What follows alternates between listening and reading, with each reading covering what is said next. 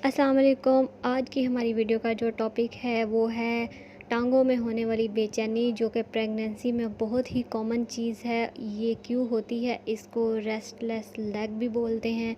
इसकी क्या वजूहात हैं, इससे रिलीफ़ कैसे हासिल किया जा सकता है, आज हम इन्हीं बातों पे जो है वो डिस्कस करेंगे। वीडियो शुरू करने से पहले, टॉपिक पे जाने से पहले, जिन लोगों ने मेरा चैनल सब्सक्राइब नहीं किया वो जल्दी से मेरा चैनल सब्सक्राइब कर ले, ताकि आने वाली हर अपडेट आपको मिलती रहे। तो चले चलते हैं अब वीडियो की तरफ। जी तो मैं इस वीडियो में जो भी टॉपिक डिस्कस करूँगी वो मेरी पर्सनल राय है। मैं कोई डॉक्टर तो नहीं हूँ, लेकिन प्रेगनेंसी में जैसे अब मेरा 8वां महीना अल्हम्दुलिल्लाह चल रहा है, तो उस हिसाब से जो जिस चीज़ से मुझे रिलीफ़ मिला है इस मामले में, वो चीज़ें मैं आप लोगों के साथ शेयर करूँगी। क्योंकि मैंने इंटरनेट पे बहुत सर्च किया और मुझे इसका कोई ख़ातिर ख्वाह जो है ना इलाज नज़र नहीं आया कि प्रेगनेंसी में आप क्या कर सकते हैं। ज़ाहिर सी बात है, जब आप प्रेग्नेंट होती हैं तो आप ना कोई मेडिसिन ले सकती हैं इससे रिलेटेड, ना आपको कोई और हल नज़र आता है, और एक्सरसाइज भी आप नहीं कर सकती। तो ये मसला मुझे पहले ओवरऑल प्रेगनेंसी नहीं रहा।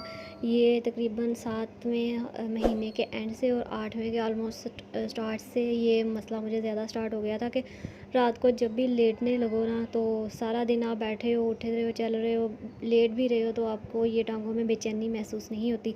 जैसे ही आप सोने के लिए रात को लेटते हो, तो साथ ही आपके टांगों में बेचैनी और ऐसे लगता है जैसे जान निकल रही है टांगों से, और अजीब सी कैफ़ियत हो जाती है कि आप ज़्यादा देर लेट भी नहीं सकते। इससे रिलेटेड मैंने अपने डॉक्टर से भी बात की कि मुझे टांगों में बेचैनी होती है, तो डॉक्टर ने मुझसे कह दिया कि ये आपको एचबी की कमी की वजह से और विटामिन डी की कमी की वजह से हो सकती है, वीकनेस है आपको इस वजह से भी हो सकती है। तो लेकिन मैं आयरन की टैबलेट ले रही हूँ, मैं विटामिन डी की और कैल्शियम की टैबलेट रेगुलर ले रही हूँ, लेकिन फिर भी मुझे ये नहीं होना चाहिए था। तो इससे रिलेटेड मैंने काफ़ी इंटरनेट पे सर्च किया, लेकिन मुझे कोई ख़ातिर ख्वाह इसका जवाब नहीं मिला कि जिससे मैं चाहती थी कि फ़ौरन से रिलीफ़ मिल जाए। क्योंकि ये इतनी शिद्दत और इतनी अजीब सी इसकी कैफ़ियत होती है ना कि इंसान से बर्दाश्त नहीं हो पाती। ना वो दर्द होती है ना कुछ और, वो अजीब किस्म का ना एक हलचल सी और बेचैनी होती है। तो मैंने फिर इसका गूगल पे सर्च किया काफ़ी, जिससे मुझे ये मिला। एक दिन ऐसा हुआ ना रात को कि मुझे तो हल्की सी ये टांगों की बेचैनी की वजह से मुझे नींद नहीं आ रही थी, तो मुझे क्रेविंग हुई, थोड़ा सी भूख भी मुझे लगी। तो बनाना पड़े हुए थे, मैंने 2-3 बनाना उठा के खा लिए। लेकिन मैंने महसूस किया कि उसके खाने के तकरीबन 5-10 मिनट बाद ही मुझे बिल्कुल टांगों में सुकून हो गया, और वो जो बेचैनी थी वो ख़त्म हो गई, और मैं बहुत इजीली उस रात ना सो गई। मुझे दोबारा से ये मसला नहीं हुआ।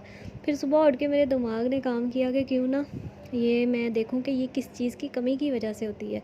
तो मैंने फिर गूगल पे काफ़ी रिसर्च की, और रिसर्च के बाद ये पता चला कि मैग्नीशियम की कमी की वजह से आपकी टांगों में बेचैनी होती है, जिसकी वजह से रात को हमें नींद नहीं आती। और केले में मैग्नीशियम, जब मैंने ये सर्च की कि किस किस चीज़ में कौन से फ्रूट्स और वेजिटेबल वगैरह हैं जिसमें ये चीज़ पाई जाती है, तो मुझे पता चला कि ये केले में भी मैग्नीशियम होता है। तो फिर मुझे समझ आई कि रात को जो मेरे साथ मसला था वो हल हो गया था, वो केले की वजह से था। और भी बहुत सारी फूड्स हैं जिसकी वजह से आप ये कंज्यूम करके तो इससे सुकून जो है ना थोड़ी देर के लिए हासिल कर सकते हैं। एक तो ये वजह है इसकी कि ये मैग्नीशियम की कमी की वजह से टांगों में बेचैनी होती है। दूसरी इसकी वजह ये है कि आपको विटामिन डी की जब कमी हो जाती है, तब भी आपकी टांगों में ना जो बेचैनी रहती है।